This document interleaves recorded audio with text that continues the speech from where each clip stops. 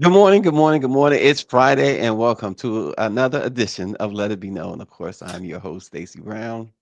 Good morning, Stacy. Peace and love, everybody. I'm your co-host, Niele Anderson, and we have tons of headlines to get through. But most importantly, Stacy, TGIF. We need more than one Friday in a week. You know what? You got a president who's like dictating everything. Dictated another Friday. How about Man, I mean, that? because he works less while we work more.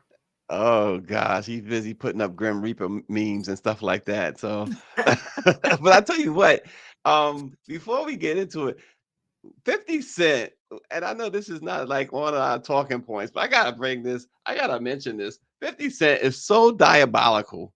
He is up to his old tricks, but in the worst way. He pins this faux letter, but I don't know if you saw it. Did you see it, Niel? I This did. you did. What's Mhm. wrong with him? Before I go into all that, I don't even have to go into what's wrong with 50 Cent, Niel. I mean, I personally wouldn't give him the energy Okay. because Okay. he is just he's out of pocket. He's worse than a woman. You know what I mean? Like, what grown man? I don't know a grown man that does things like that. Something's wrong with Diddy and something's Yeah. wrong with 50 Cent. Look, the guy is absolute. He's.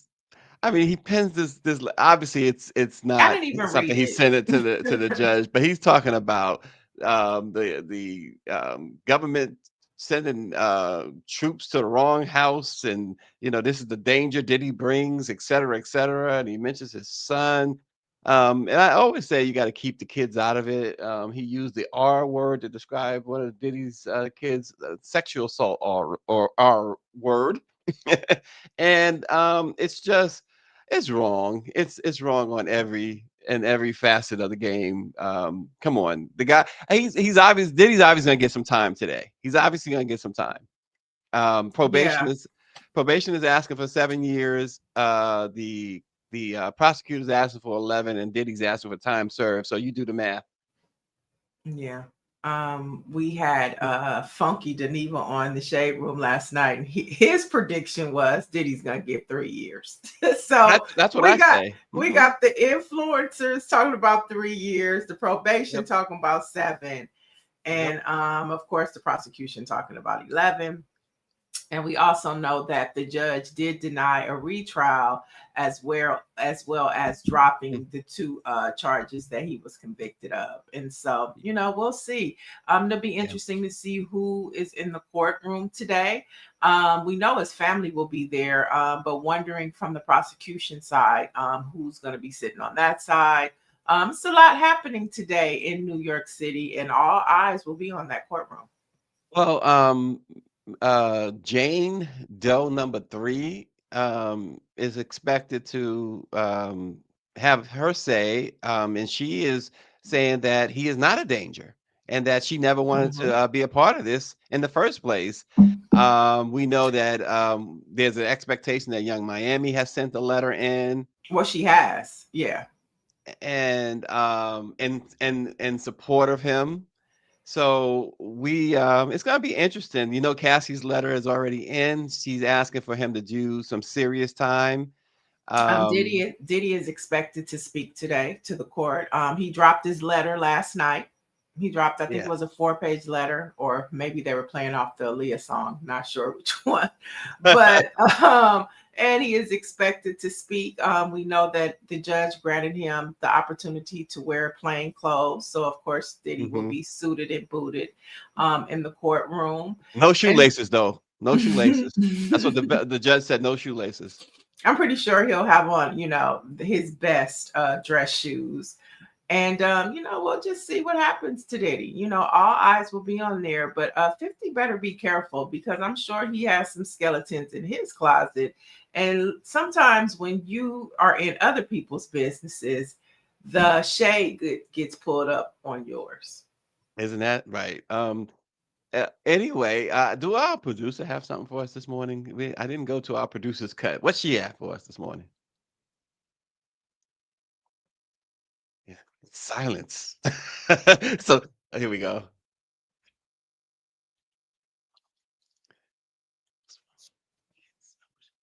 This is Mayor Brandon Scott. I've been debating whether I was going to share this voicemail that I received in June, but I really think it's timely for folks to hear the kind of hatred and vitriol, and to be quite frank, racism that still exists in the world today, and know that what their representatives and what average people go through every single day still in this country.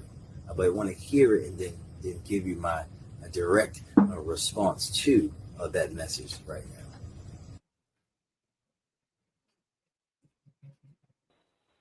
Yeah, this message is for Brandon Scott, the motherfucking nigger wannabe thug ass gangster who pretends to be the mayor of Baltimore City. How about you stop making Baltimore a place for worthless piece of worthless shit niggers like you who just shoot each other and sell drugs? How about you fucking do your goddamn job and actually stop crime instead of benefiting and financially fucking upping yourself with it?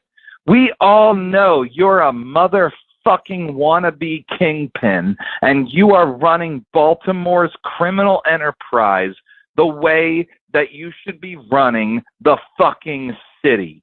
You are a fucking nigger. You are a worthless fucking nigger, and every fucking nigger that works with you is just as much of a fucking worthless criminal nigger as you are. Fuck you. Fuck all of you. Go fuck yourselves. You would be better off if you all killed yourself. There's a lot to unpack there, obviously. This isn't the first time I've been called nigger. It won't be the last. In fact, if I go a week without being called the N-word in email, text message, direct message, voicemail, whatever, I feel like I'm not doing my job. Because when they do that, they actually are expounding upon what we're supposed to do, making people who think like that idiot on the other line of that phone be uncomfortable, because now we're representing all people and pushing and not being afraid to be a proud black man, which I am never going to be afraid to be a proud black man.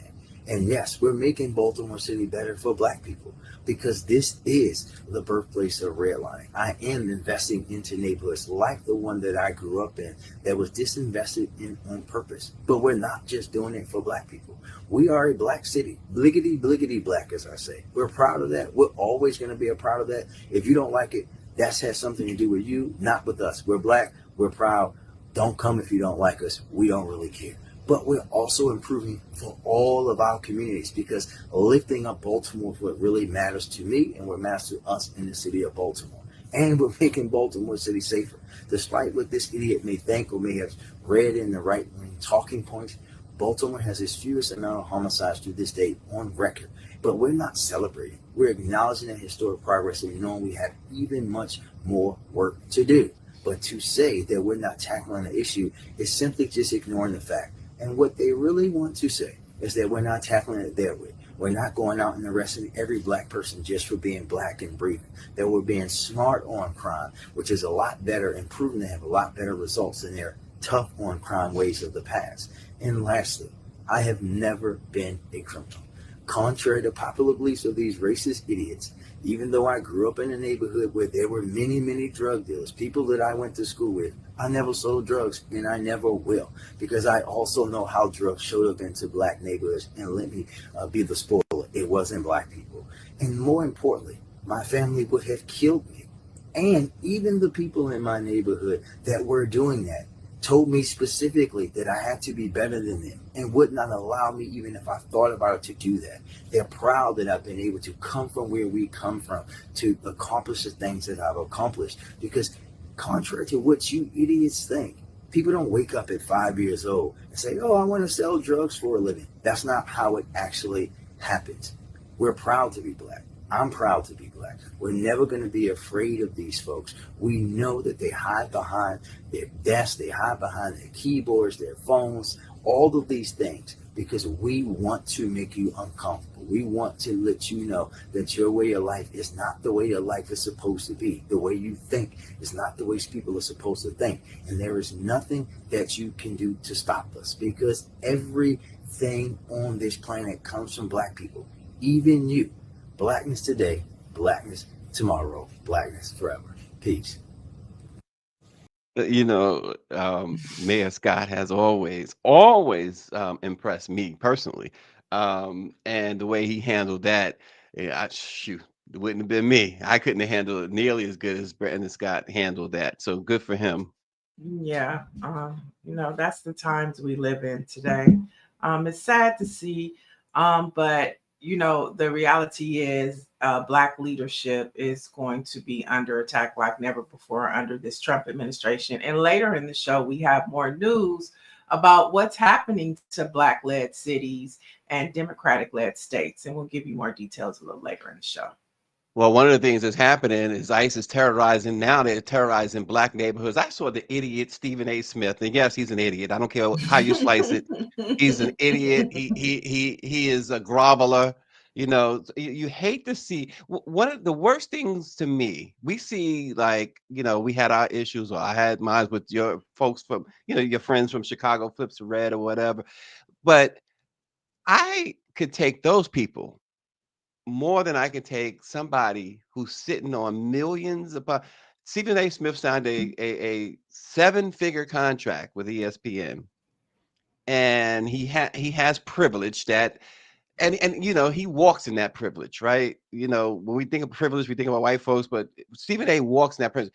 People have talked about this. He goes into a basketball arena like he's gonna play, or he's the celebrity or whatever.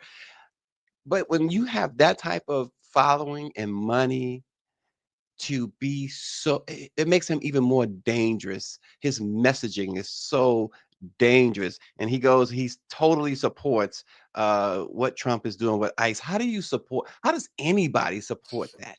How does anybody say it just makes no sense. So now they are going into, it's not just immigrants.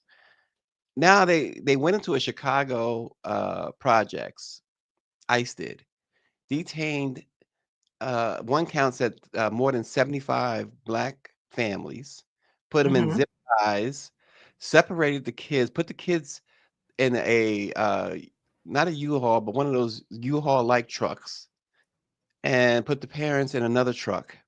Kept them there for hours and didn't told them to shut up when they was asking them, why are you detaining us? We are American citizens. Told them to shut up, among other things. And after about 4 hours, they finally released them. Never gave an explanation for any of that. A budget chuck. There you go. Um, this is okay with Stephen A. Smith. This is okay with folks like that.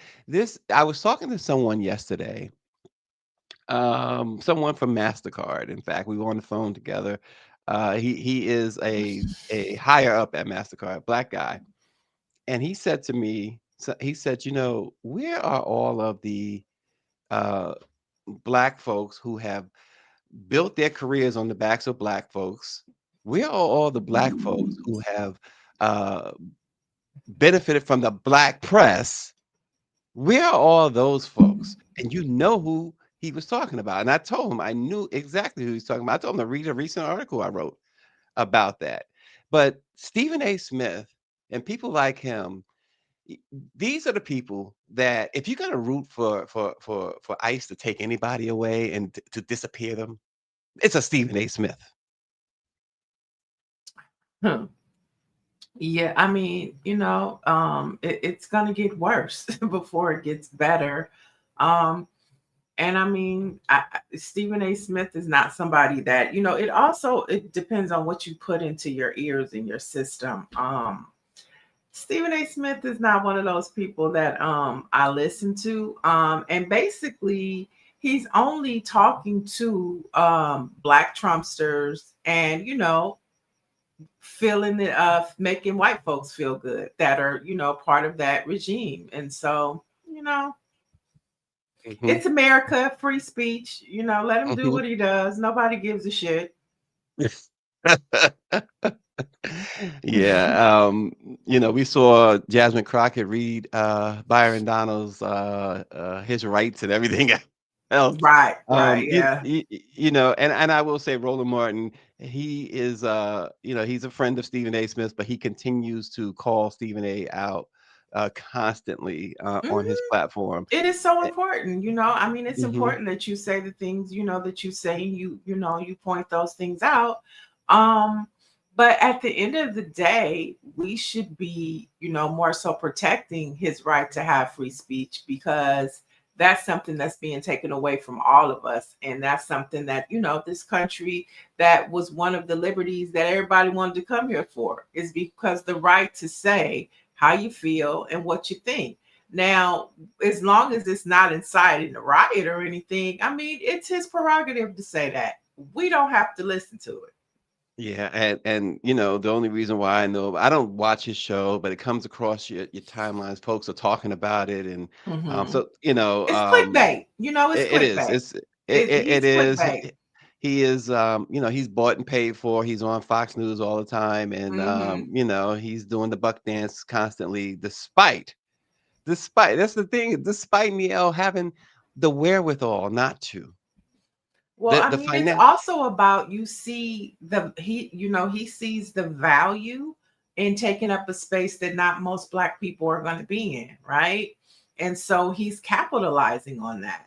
And it's sad, but it is his right to, to do that. And I Mhm, think, we have to be really careful about, wanting to silence people because they don't agree like how we think, because that is like our fundamental free speech right, and we have to protect that, even for assholes like Stephen A. Smith. And another thing is, he saw how filling that space, how it worked for a Kanye West. You know what I'm saying? And so you see, okay, Kanye is not the one, but maybe I can be the Negro. Yeah, he could be the Even that, supreme house Negro. right, right. So if he wants to be that Negro, Negro, go for it. Yeah, yeah. Wait, we have Sec some some comments over there. Mike V says sounds more like Stephen A. Kirk. Ooh. Dr. Raylan says Smith is damaging to our people. Mm. And what else do we have? We have some more. Orange Look what Aquarius says. His hairline can go visit Lake Lanier. Orange G says we never had free speech in this country. Well, I think that's debatable. I see what you're saying, but we really have. You know what I'm saying? And it's more important ever that we speak up more with that liberty and do more to protect it. Being in the status and the climate that we're in now. And then Well, go PHX ahead. back, welcome back. I'm glad you are checking in from wherever you are in the world. He says, I But agree with Orange G. It would have said it's free until you upset someone in power. see, 100%. And Austin says, why does his hairline commence behind his ears? Somebody else with the hairline. Good morning, Austin. Austin Uh, was so nice to us at CBC. Made oh, sure, he's we trying had to our turn on the charm. electricity Oh and God. everything. I mean, Enough, very enough helpful. with Austin. Shout out Enough to with Austin. Austin. Enough with Austin. That's enough. That's enough. He Okay, doesn't that's deserve enough. that. Okay. We talked about Austin yesterday and the great work he does with those kids at the Lockridge Foundation. Right. Here's something else that's going on. You and I kind of touched on it before the show yesterday. What's going on in the WNBA? That league is gonna, the league is gonna fold, right? It's gonna fold, and that new league is gonna take all the stars. They're gonna pay them, You mean and they Unrivaled? You talking about unrivaled. Unrivaled? Yes, because Aja, Asia, how you say her names? I've heard people say Asia Aja Wilson. or It's Asia. Asia. Okay, because she Aja, got that little. Asia. Yeah. Okay, but Tomato, she. tomato. Oh, thank you. I'll take a tomato. She had one of the strongest reactions among the WNBA community to Nafisha Collier's explosive statement about the WNBA leadership. Collier absolutely eviscerated the WNBA and the commissioner Kathy Engelbert over the league's officiating issues and ongoing contract negotiations, and calling out the league for having the quote the worst leadership in the world, I and wish that we could. includes. I'm sorry. I Go was ahead. just gonna say if Greer can pull it up so we can actually hear what she said, because I think it was really impactful. It was very impactful, and of course, the commissioner made a whole lot of controversial statements that ruffled a lot of feathers, including her statement about Caitlin Clark. That was really interesting. And what she said, if you missed it, is that Caitlin should be grateful. If it wasn't for the WNBA, she wouldn't be able to make $16 million a year off the court. That while there's, you can argue with that, you can argue that that statement is true, but it's a bad look coming from the commissioner, because you Yeah, should want your players to be able right. to excel like that. Greer, if you could pull that up, that would be so helpful because I think to hear what she was saying is really important to really kind of drive this story home. I know that Angel Reese gave it a 10 out of 10. She said no notes. And you have sports commentators, especially Black women, really leaning into what Fifi was saying as she was exiting the WNBA. She was the vice president of the association for the players. And you really didn't know all of this was going on until she just opened the door and let us know how she really feels. And for the players to come and support and really, second the motion that she was saying, it really speaks to the commissioner. And, they're calling for her to resign. And it doesn't look Mhm. like, her response was, I'm sorry you feel that way. Yeah, I really believe that this league is going to go under, and that's because, in large part, the women, you hear their comments, you see their comments. They are tired of this. They have all long felt underpaid, underappreciated, and now they have an option. Right. Thanks to Unrivaled and people like Serena Williams and others who are backing Unrivaled, not just in word but in deed, with their Mhm. money, with their pocketbooks. Yeah, there So, was a tweet about Angel Reese saying that Angel Reese saying that somebody was saying, I wish you would focus more on basketball than, all of these endorsements and things like that. And her response was, I wish I could, but when my endorsements pay me more than the league, then I'm going to do both. Okay. When the league can start paying me more money than what I'm getting at Reebok, Sephora, and any other brand that I have, then maybe I would consider focusing more on basketball. But at this point, I can't afford it. We have the best players in the world. We have the best fans in the world. But right now, we have the worst leadership in the world.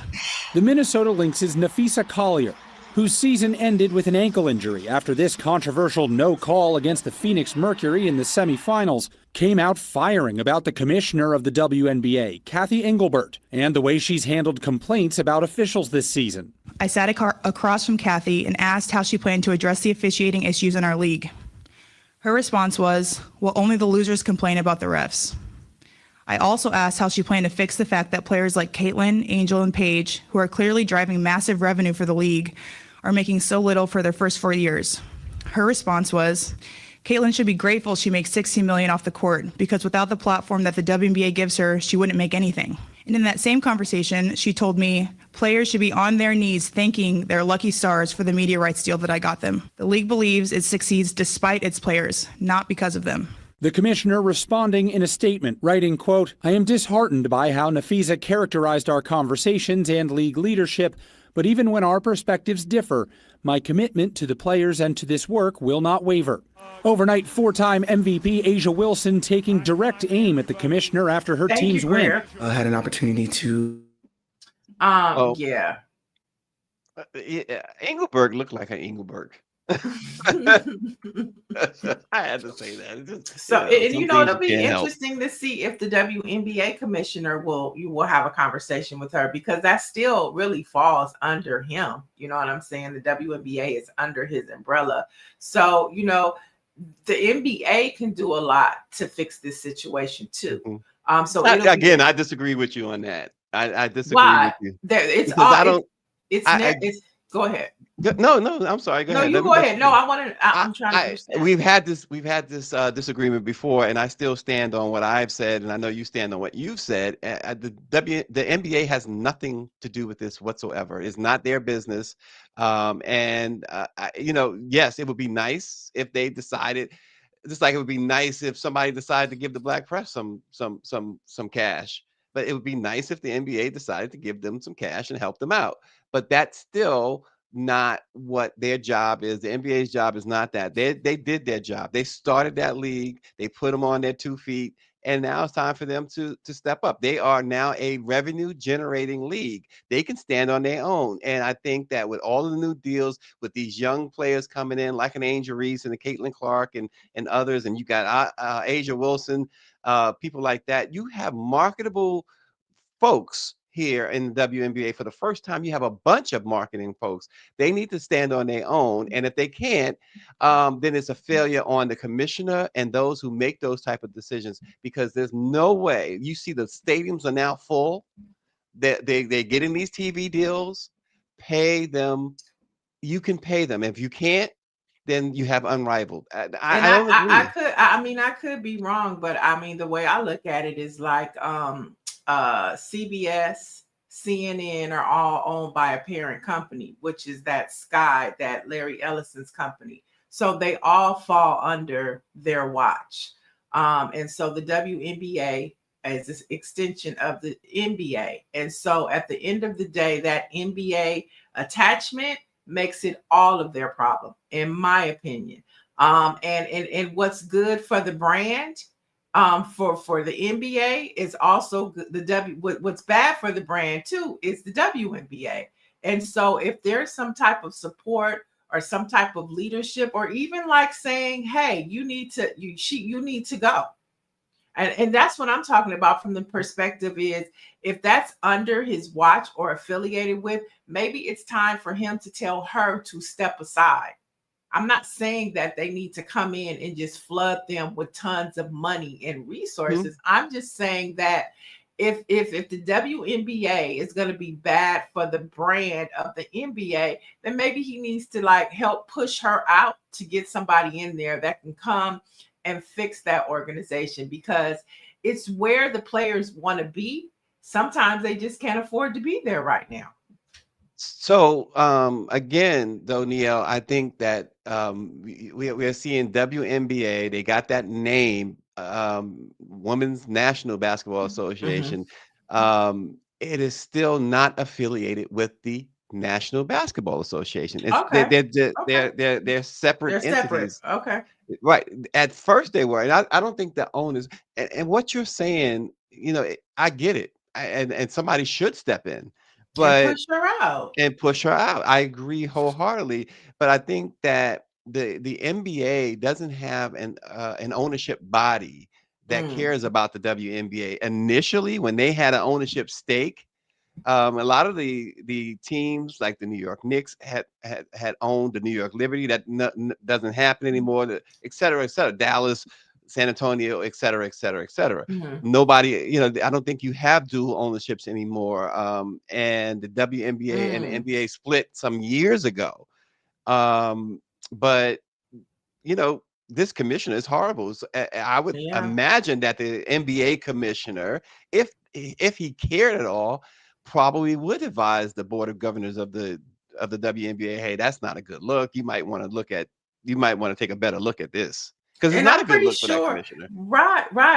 And I'm pretty sure those conversations are being had. We don't know, but I'm pretty sure they are, because after Collier's comments this week, it has put the WNBA in the spotlight in a negative way. And we see what's happening over there with Unrivaled. And they are treating those WNBA players like how they should be, how NBA players are Mhm. treated. They are treating them, they're giving them the love, but most importantly, they're giving them the dollars. They're making more money over there than they make maybe Mhm. in 2 seasons at the WNBA.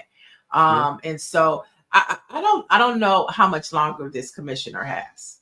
There's Now I no will. way she can stick around Yeah, and keep the players she's that got to she go. has. There's no question she has to go, and I think that they're going to. If here's the thing to look for: one, if they do shut down or strike, the league is done. It's never coming back. Um, they can't. They don't have. They're just that league is on the upswing, and to strike or lock out the players now, it's a death sentence. The NHL, the National Hockey League, a major sport, experienced that some years ago and has never recovered. Has never recovered. Hockey is still a great sport. It remains a fabulous sport. They do make a little money, but they've never been able to recover. Gary Bettman killed that league when he allowed that lockout to happen. They lost all those contracts, ABC, ESPN, etc. They're now just in recent years started to bounce back after decades with a salary cap now and all of that stuff. This league is not positioned to survive something like that. Um, they need to capitalize on all of this greatness that they are now experiencing and the attention. Neil, we talked about this before. WNBA has never gotten this much attention. And you know what? It is due to the Sweet 16, the NCAA. This is why NCAA. all of the attention is happening because of Angel Reese and Caitlin Clark. Hmm. What they did to put a spotlight on the WNBA is undeniable. I mean, so many people started and then you have people like Juju and Paige Buckers and Ozzy. There's so many great players that are happening right now that are still in the NCAA that are supposed to come to the WNBA. Hmm. I just think maybe the WNBA maybe needs to get one of the former commissioners of the NBA, you know what I'm saying, or one of those executives from the NBA to come over there and help fix the problems with the WNBA. And I will say, what I disagree with Angel on is her saying that she'll pay more attention to basketball if she made more money. Basketball is what's helping you, has aided you into making all that money. So, girl, we Well, disagree no, on I that mean, one. I totally disagree on that because Angel Reese is basically, and that's the thing, like she's the one that has the WNBA popping. So, like, don't deny what she brings to the table. I'm not denying what she. No, I'm not denying that at all. I'm a big Angel Reese fan. But to say that, she'll concentrate on basketball when she makes more money, all I'm saying No, is that's don't not what forget. she said. That's not what she Okay, said. She okay. said that they were saying that she needs to pay attention to basketball Uh-huh. more. And she was like, basically, she was saying she can walk and chew bubble gum at the same time. But Okay, what she's okay. not going to do is stop, focusing on her endorsements because that's where she's making her Oh money. no, I no. To say that she should stop focusing on her endorsements is lunatic talk. It's broke She just talk. basically saying I can walk and chew It's, gum at the same time. yeah. And when the WNBA gets the money right, then maybe I'll be all money in the words of Nipsey Hussle. Listen, look. West Coast comes in the house. Yay, yay. Oh, Doctor. Shonda H says that Angel Reese is an entitled, delusional Oh, female. there are people who feel that. I think Angel Reese has gone through so much that now she is like, you know what? She may, Shonda, I can see where she might give those vibes, but I think that she walks in a way in which she's saying, y'all are not going to make me hang my head. That's how I take it from Angel. There's some things that you can question, but I think there's a reason behind it, and I think that too many And people have tried yeah, to derail this young lady, and she has now, she's found herself, and she's standing up, and she's not hanging her head for I don't anybody. think she ever lost herself. I think she understands her value. She understood her value the moment she did this. And she Hmm. saw the explosion of it. And she's never looked back. She's rolled the wave. She understands what she brought to the table. When she did this, they became the most watched games in the NCAA. You know what I'm saying? This helped us understand the greatness of Don Staley. Okay, and and all that of just by also. this. Yep, and that also ignited Yes. this whole thing with Caitlin Clark, and folks quickly forgot. that it was Caitlin Clark who did that first in a very what people felt should have been called out as disrespectful, but they called Angel out as disrespectful, and there was nothing disrespectful about it. It was nothing disrespectful what Caitlyn did. It's part of the sport. Men do it all the time on the Yeah, field. and So they're neither taunting one all of the them were time. wrong. Yeah, What made it wrong was the fact that one got ridiculed. right. And but Caitlyn didn't do anything wrong either. And I think that either Caitlyn is in a really sticky situation because either she can lean in to the racism or she could stand with the players.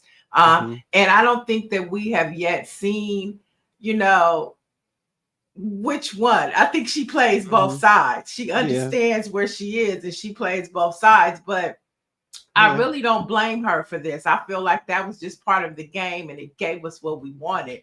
And Mhm. so these young girls, I mean, I need the WNBA to be there, And or I and guess we're going to go to Unrivaled. Either and way, let's see the ladies play.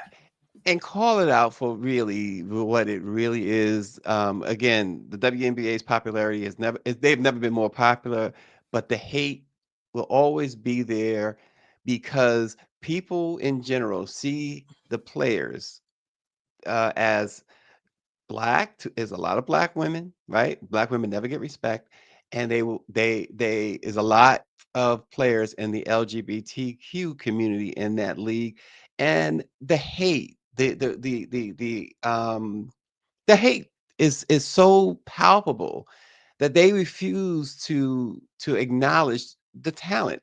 You should care less what how a person chooses to live their life. And I think I see too much of that. If you read some of the columnists, some of the sports writers who cover the WNBA, if you read carefully, you will see, and I've seen this a lot, and I think a great person to have this conversation is Dawn Montgomery. You could see it in the writing, right? It's not overt, but the hate because they're black women and there's a number of them from the LGBTQ community. And I think that Mhm. that is a problem, and it's not their problem. It's not the players' problem. Mhm. It's everybody else's problem, really. Yeah, I mean, but I mean, I'll push back a little because I think the rivalry that we see between Angel Reese and Caitlin Clark is reminiscent to Magic Johnson Oh and yeah, Larry Bird. that is for You know what I'm sure. saying? Hmm. And I think that, before the taboo was that they're all, from the queer community. But now I don't think that is as big of an issue as it was before because you have people like Angel Reese changing the culture of the WNBA. Before they didn't have the runway when the players walked into the game. Now, whether you're queer or you're straight, everybody wants to see what these players are wearing. And people like Angel Reese are softening the game up. So I think that whole culture of, they're all queer and I think, because of this new era of women coming into the game, they're changing that narrative. So the league is good to me all around. They just need better leadership. Better That's all. leadership and people with more objectivity. That's for sure. Well, this is so funny. Shonda says Angel needs to understand there is no I in team. Well, Shaq told Kobe that before, and Kobe told him, but there's an I in win. So the Kobe had a different take on that. He said there's no I in team, but he said there's an I in win, and he used a derogatory comment. But I was like, it's the truth. Oh gosh. Um, so fo- folks, it's a shame Kobe Bryant gone way too soon. Black voices are declining big time in the media, according to the latest Pew Research Center's survey. It says America's News. When we talked a bit about this before, only 6% of reporting journalists were black, though black people make up 12%, or now what we make about 14% of the population. So It's white less here in journalists, LA. less in LA, white journalists accounted for 76% of reporters, even though the white population stands at about 61%. um, of the entire population. So um, we're missing black journalists, Niele. We see that the Washington Post, recent firing of Karen Attiah really raised an alarm about the erosion of black voices across the media. Folks, the black press is basically what you have. I mean, I mean, I think that we're in a different space now to where there's so many options. Just last night, Karen Finney and David John launched their weekly show called State of the People, which is a Black news show. And then, of course, congratulations. And all over our timeline yesterday, it was reported that Ashley Allison, who is a contributor to CNN and a former Obama strategist, purchased the root. And so I think on the flip side, Black media has grown and even more relevant and important before. And you don't have to look to the traditional news sources like the LA Times, the Washington Post, the Wall Street Journal, CNN, MSNBC, or Fox, because first of all, the people that we're trying to talk to, they're not looking at linear TV anymore, and they're not reading those. They're reading these different types of platforms and information like the Grill, like Mhm. the Black Press. I mean, I want to give my hats off to the Washington Informer. They are really leaning into a contemporary space. They understand the situation that we're in and the culture that we're in, and I really applaud how they are leaning into that. The Sacramento Observer, another one, they're leaning into it. But I think right now the Washington Informer is doing their thing, and we just need more of the Black owned entities to do that, because I don't think that you need mainstream media anymore to get your message out. RNG says black media and real black journalists are not hard to find for him. He says Right. one, read the black press, two, listen and watch shows like Let It Be Known, and three, black owned radio stations are getting more involved. And also, don't discount yourself, RNG. Listen to RNG's Swag Right. Sports as well. In fact, we've neglected to mention that Neil, he is rocking Jackson State today. Hey, hey, And hey. I don't know, Neil, you don't have on anything today. Oh no, I have on my Black Women Are Dope t-shirt. I Oh, sure okay. do. There we go. All right. Okay. There you go. See, is that RNG? Let us know if that's acceptable for today. It's supposed to be Hey, I'm Where's saying, Grambling? Where's Grambling? oh, I mean, I'll wear that at the end of the month when we play Jackson State in Las Vegas. Okay. um I'm sorry, Neil. Let's get to a topic that I'm sure you are chomping at the bit to get to. Nicki Minaj is asking her fans to boycott any brands in business with Cardi B as their explosive feud on social media continues to pop. She referenced both Walmart and DoorDash as examples. Of course, Nicki and Cardi have been trading fiery messages online for several days now. Neil, this is out of hand. It's out of hand. Yeah, I mean, I think we all have, come to the conclusion that Nikki crashed out, and she's beginning to have these Kanye West style rants more and more. Um, so, I It's mean, exactly what they are. I'm glad you I said that. think Kanye that West style. there's something going on there. I think Nikki Cardi B dropped some things for us to think about, whether they're true or not. They seem a little true. And so, we just need to put her on the prayer list like we did Kanye and Britney Spears. She's And giving Kanye and wait a Britney minute. Spears vibes. She's giving Yeah, I feel sorry in some ways for Britney Spears. Oh my I mean, God. but that's what she's giving. In a minute, she's gonna be dancing on videos with, she's damn near there. Okay. So we just need to, in a minute, we go see her walking down the street, like what was the Lil Nas X, and she gonna be on the Oh 5150 gosh. for a couple Goodness days. grief. Martin Lawrence actually did that too, some years and years ago. He was walking down Ventura Boulevard just going nuts. And they had a They had to come get him. But this is crazy. You know, one of the things that Cardi has done, as we have talked about, Nicki Minaj did was bring Cardi B's kids into it, and these are small babies, and to you know talk that way about small Well, babies she is picked just the right not one. right. She picked the right one. Nikki picked Yeah. the right one because Cardi had to get back. I didn't even know Papa Bear, had some issues. I didn't know. She picked the right one. Okay, because Cardi gave her what she came for.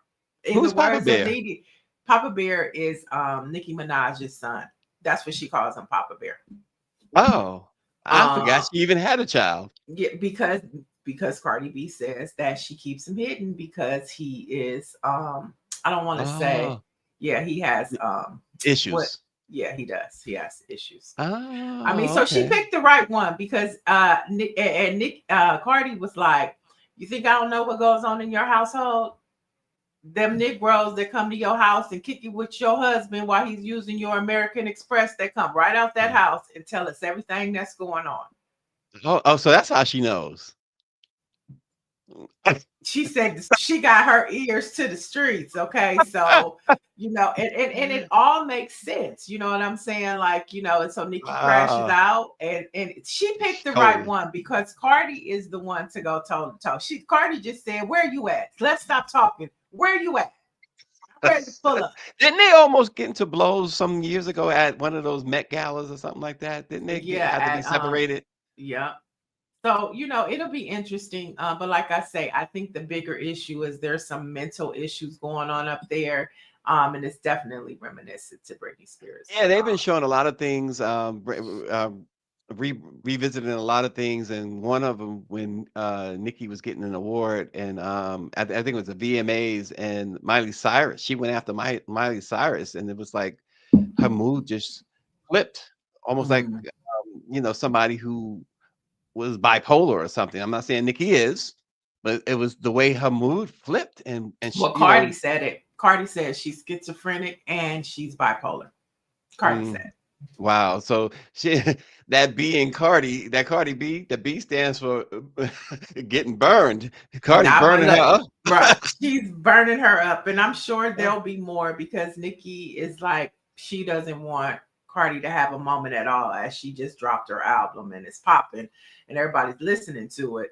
Yep. Nikki is just hating on it, but The chat, Dr. Marilyn says, yes, put Nikki on the prayer list. And Shonda A says, two silly women and they're both mothers. Our world today. I'm with you, Shonda. And RNG says the Nikki and Cardi beef is followed more than the government shutdown. Unbelievable. But the mess sells in our community more than economic issues. And that is totally, totally unfortunate. And finally, Patricia Jackson says, it's unfortunate they can't navigate themselves better than this. Get some mental health, do something productive. And I agree wholeheartedly with that because you have two people who could be icons and they who are could icons, they are icons and who could do so much for their respective communities, for all the communities. and Cardi But does. Cardi does. She, yeah, but she yeah, spoke this is for Kamala. She. That's why interesting. people love her because she's street and she has social justice concerns. You know what I'm saying? She give Listen, it let me all tell to you you. something. She's when she's talking politics, she's surprisingly good. Yeah, Cardi yeah, B, that is. Yeah, she's all right. surprisingly good. She's surprisingly interesting. Very much so.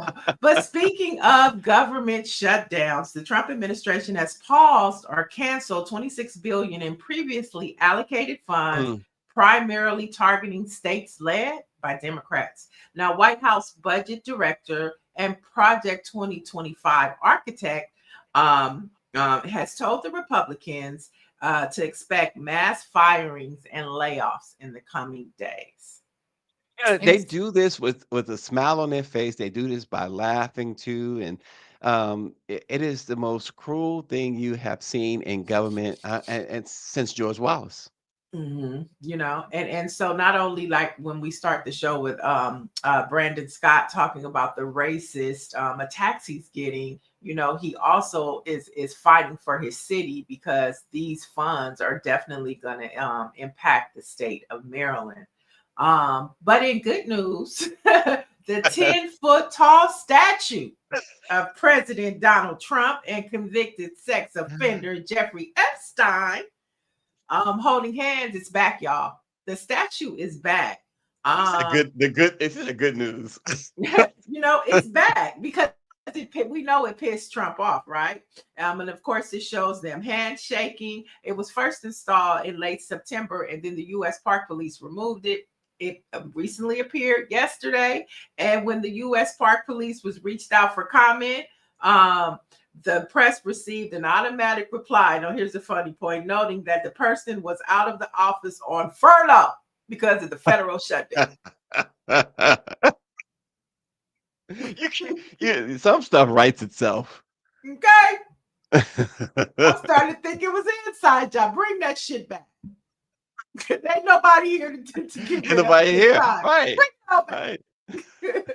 Well, I'm sorry that you got the voicemail, but we happen to be furloughed. But go down to the statue and take some selfies. It's bad. Now that was something I went to the museums, but I would have loved to walk over and seen that. I would took like 10. I would have did a photo shoot in front of. That's what people are doing apparently. She said, good news. Now let's head over to my state, California, where Governor Newsom has signed a bill ending a policy punishing parents for their children's chronic truancy. Now, the 2011 law made parents eligible for a misdemeanor if their children repeatedly missed school. Now, the measure became a flashpoint for Kamala Harris because this was something that she really pushed. And critics spoke out against the policy, saying it criminalized parents. It's interesting that she comes out with her book. She takes a shot at Gavin Newsom, and then here he comes with your policies ain't shit, and we're getting rid of them. I don't know. It could be petty. It could be petty, or it could be just like this is not a good law. Yeah, Mike V just wrote something very interesting yesterday.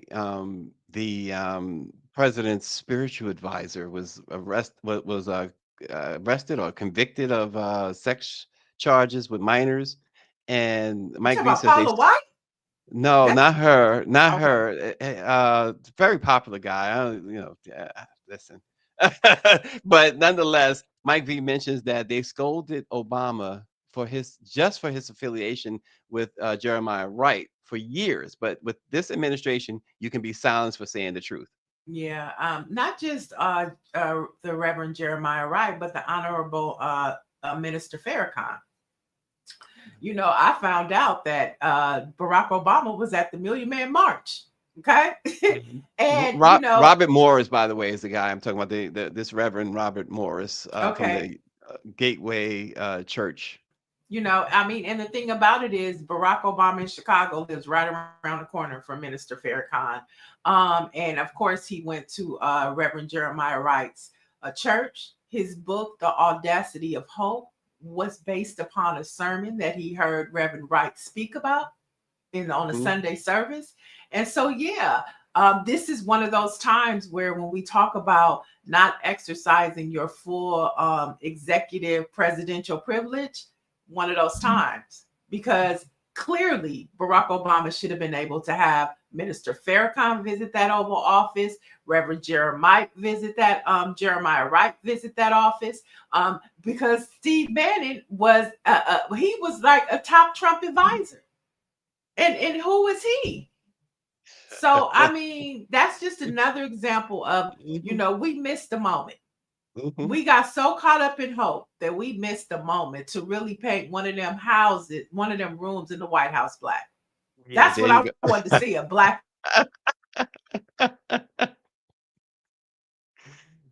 Oh gosh. Okay. Did she freeze up? You froze up on us. Oh no. The White House. Oh, am I frozen? Oh, there, I froze up. Just a couple more headlines to get through. HBCU headlines. The DNC is coming to HBCU homecoming season. Orangey, you got to know about this one.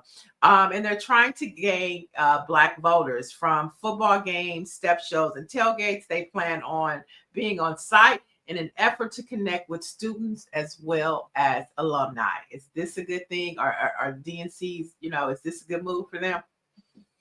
PNC needs to get real, and they need to stop throwing all their millions upon millions of dollars with white-owned media, and let black folks talk to the black folks through the black press. That's what I'll say about that.